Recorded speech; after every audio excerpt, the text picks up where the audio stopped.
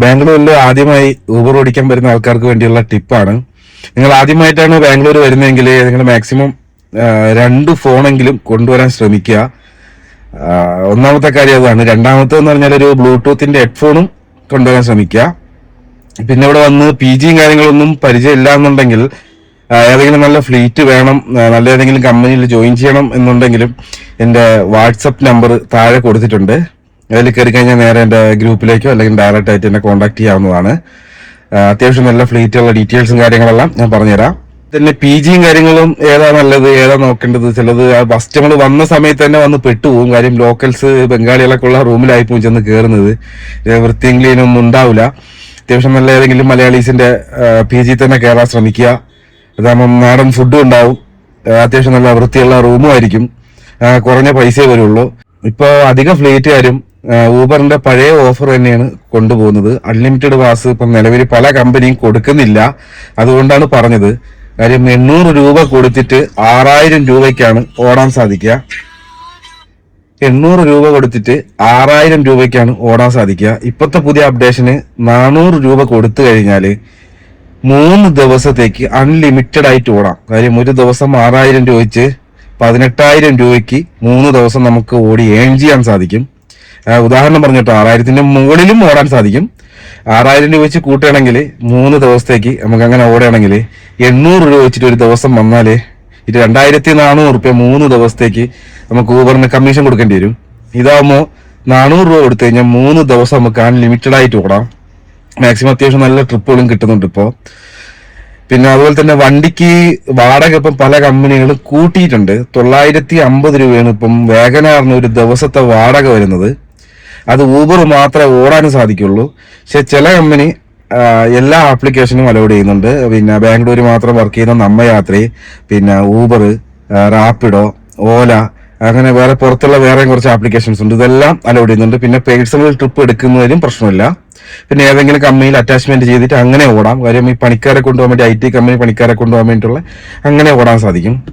അപ്പോൾ അതിനാകുമ്പോൾ 1000 രൂപ ഒരു ദിവസം വണ്ടിക്ക് വാടക വരുന്നുള്ളൂ. വാഗനാറിന് 1000 രൂപ ഒരു ദിവസത്തേക്ക് വാടക വരുന്നുള്ളൂ. അൺലിമിറ്റഡ് ആയിട്ട് ഓടാം.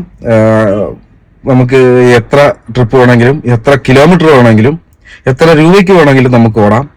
പിന്നെ 1000 രൂപ വാഗനാറിന് വാടക വരും. ഇതല്ലാതെ സ്വിഫ്റ്റിന് വരുന്ന വാടക 1200 രൂപയാണ് ഒരു ദിവസം. 1200 രൂപ ഇതേപോലെ തന്നെയാണ്. പക്ഷെ സ്വിഫ്റ്റിന്റെ പ്രത്യേകത എന്ന് പറഞ്ഞാൽ അത്യാവശ്യം പ്രീമിയം ട്രിപ്പ് അത്യാവശ്യം കിട്ടും. സഡാനി പ്രീമിയം അങ്ങനെ ഏതെങ്കിലും നല്ല വൃത്തിയുള്ള ട്രിപ്പുകൾ കിട്ടും.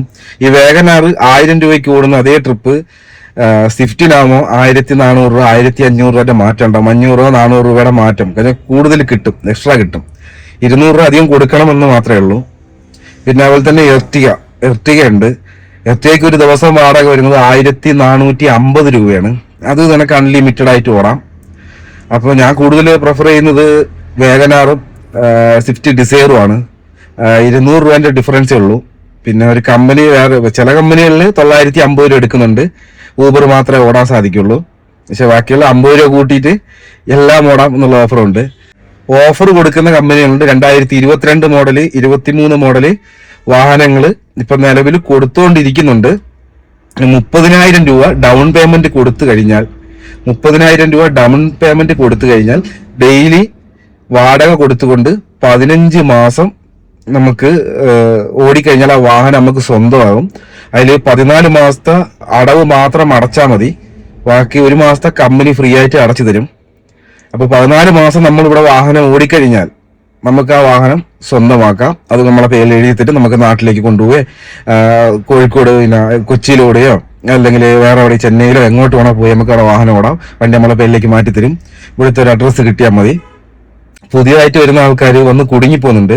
1000 രൂപ വണ്ടിക്ക് വാടകയും 800 രൂപ പാസും കൊടുത്തിട്ടാണ് ഇപ്പോൾ പല ആൾക്കാരും ഓടിക്കൊണ്ടിരിക്കുന്നത്.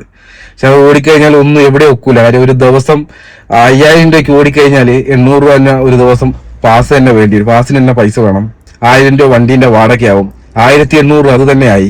പിന്നെ അതിന്റെ മുകളിലേക്ക് ഭക്ഷണത്തിന്റെ പൈസ കാണണം, ഒരു 300 രൂപ. പിന്നെ അതിന് മുകളിൽ CNG അടിക്കാനുള്ള പൈസ കാണണം.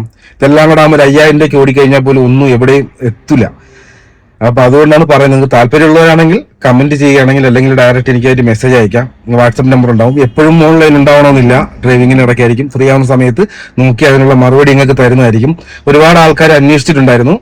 എല്ലാത്തിനുള്ള മറുപടി വാട്സപ്പ് വഴി അയക്കുകയാണെങ്കിൽ തിരിച്ച് മറുപടി തരുന്നതായിരിക്കും.